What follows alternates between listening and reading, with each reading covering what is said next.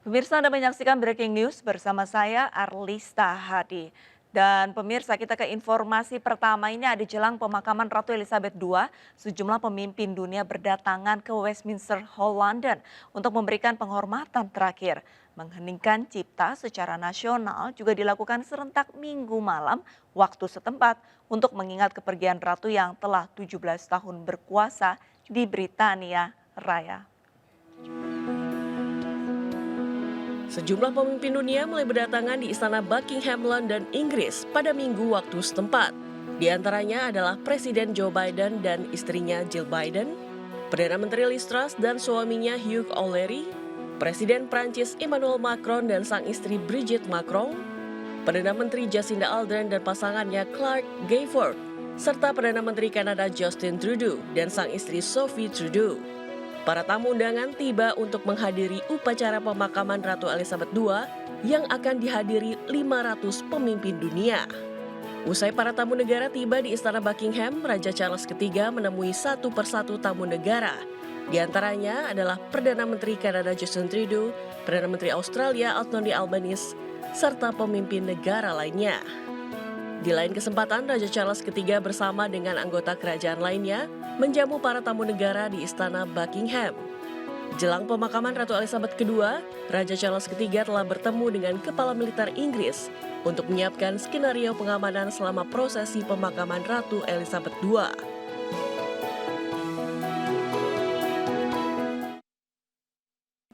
Pemirsa, Raja Charles III dan Pangeran William mengucapkan terima kasih kepada para pelayat. Raja Charles juga banyak menghabiskan waktu menerima tamu negara yang hadir di pemakaman.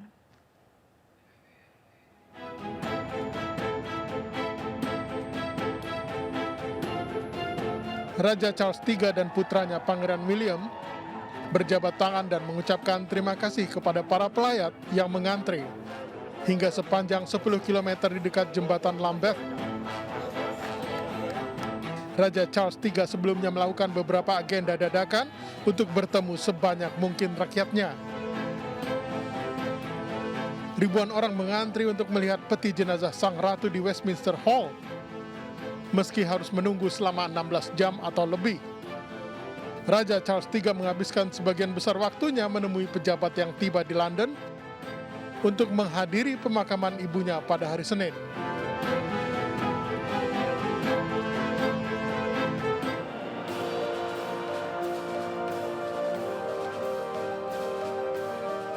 Para pejabat di seluruh dunia mulai berdatangan memberikan penghormatan kepada Ratu Inggris Elizabeth II yang disemayamkan di Westminster Hall, London, Inggris.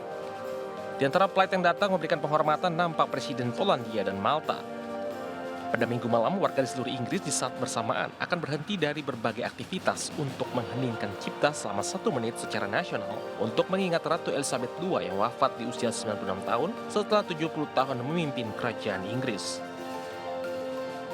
Rencananya sebelum dimakamkan Senin 9 September secara keluarga di Kapel Memorial Raja George VI di Castle Windsor, akan diadakan prosesi jelang pemakaman secara kerajaan dan misa di Westminster Abbey sekaligus mengakhiri masa berkabung 10 hari Britania Raya. Pemirsa, untuk membahas tentang hal ini telah hadir di studio Linda Ibrahim, penulis dan juga bisnis konsultan.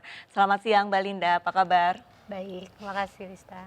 Ya, Mbak Linda, ini Ratu Elizabeth ini merupakan ratu terlama berkuasa 70 tahun. Betul. Dan sudah mengalami perubahan dari zaman ke zaman. Bagaimana sih Ratu Elizabeth beradaptasi dengan hal ini?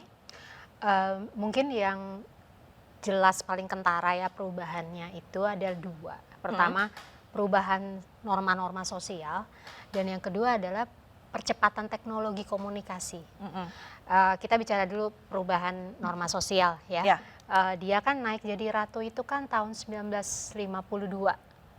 Saat itu dunia masih cukup konservatif ya. Yang terjadi adalah dekade 1960-an dan 1970-an itu kan terjadi liberalisasi ide-ide dan pandangan hidup gitu kan. Yang contoh paling mudah aja alat kontrasepsi jadi sesuatu yang bisa didapatkan dengan mudah gitu kan. Orang jadi punya pilihan untuk mau menikah atau tidak menikah gitu kan, punya anak atau tidak punya anak kayak gitu. Dan perempuan juga jadi lebih terbuka lapangan pekerjaan. Dulu mungkin tahun 50-an kerja itu cuma sebatas jadi sekretaris atau apa, tapi begitu tahun 60-70 kan sudah tidak gitu kan, mereka bisa jadi banyak hal. Itu yang digambarkan di serial TV Mad Men zaman dulu gitu kan. Itu si Peggy itu kan awalnya cuma sekretaris, tapi dia fight untuk jadi copy editor. Itu kan semua terjadi di 50-an akhir. Nah, 50-an akhir. itu kan dunia berubah luar biasa. Itu menimbulkan problem pertama adalah mencarikan calon istri yang pantas buat anaknya, buat Charles. Karena mereka harus dapetin calon ratu yang Sempurna. tidak punya masa lalu gitu Oke, istilahnya. Nah itulah makanya tuh saya dari semua yang dipacarin Pangeran Charles sampai usia awal 30-an itu akhirnya yang boleh dinikahi kan Lady Diana Spencer. Pada saat itu. Saat itu cantik, ningrat, masih 19 tahun, dianggap masih suci gitu kan. Ya udahlah, itu kan yang dibolehkan. Nah itu perubahan pertama. Perubahan kedua, teknologi komunikasi.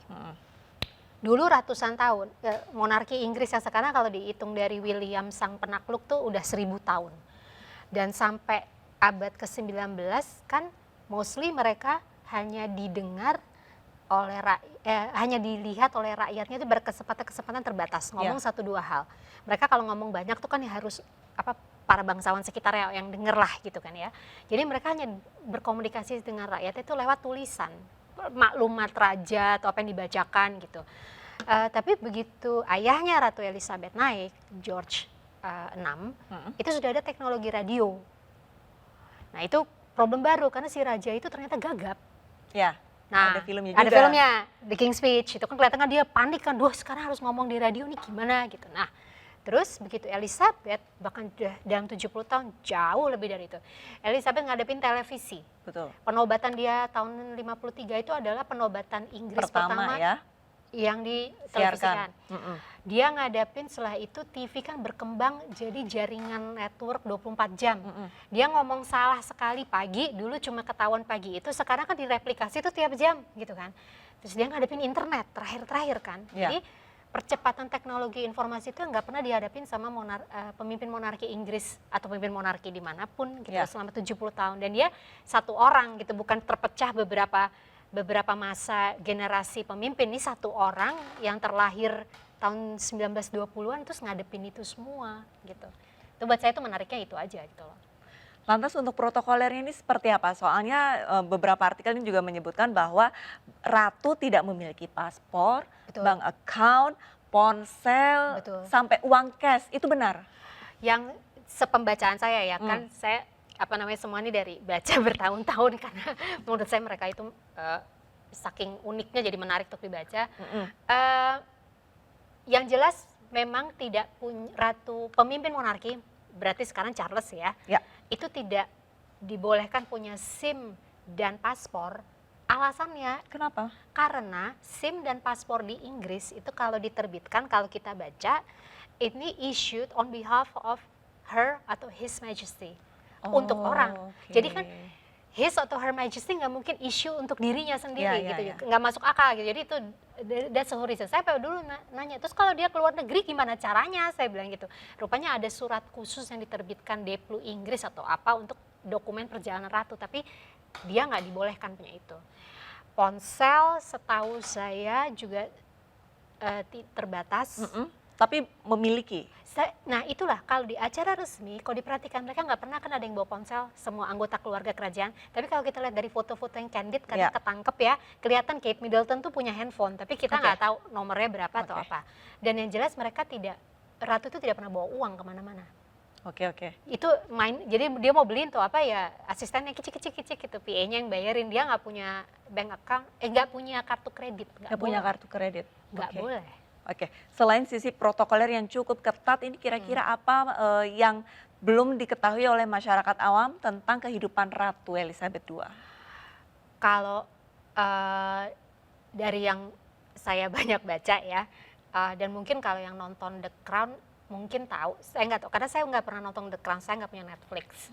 Tapi saya kadang lihat di Twitter orang ngomongin apa ya, itu yang satu hal yang sangat jelas, mereka hidup itu sangat diatur dengan protokol. Dan karena Elizabeth sama suaminya kan datang dari generasi yang sudah sangat beda sama kita ya, salah satu yang mereka pertahankan itu adalah kamar terpisah. Kalau Lista kapan-kapan ke Inggris dan tur ada yacht yang namanya Britania, itu dulu yachtnya kerajaan dan sekarang dibalikin ke pemerintah dan dijadikan objek wisata. Itu kalau tur ke situ kelihatan kamarnya Ratu sama kamarnya Pangeran Philip itu 2 kamar yang berbeda.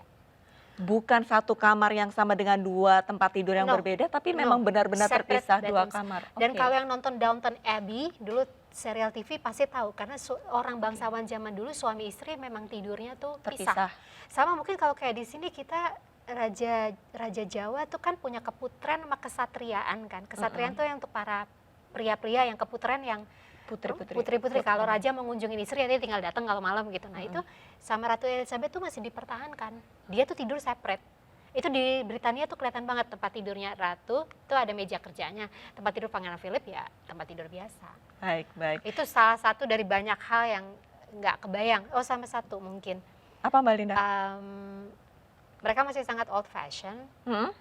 Karena kan nggak ada, mereka terutama Ratu sama suaminya dulu ya kan mereka mereka menjauhi diri dari telepon atau apa karena takut disadap.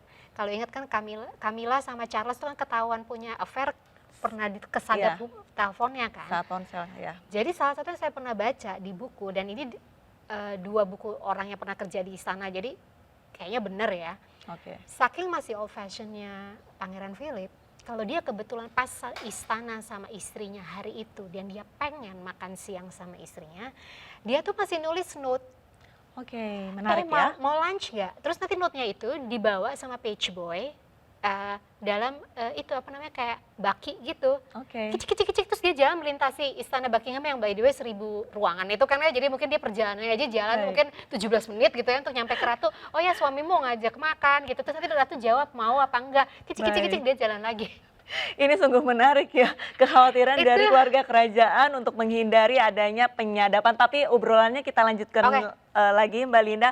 Pemirsa Breaking News masih akan segera kembali usai jeda, tetaplah bersama kami.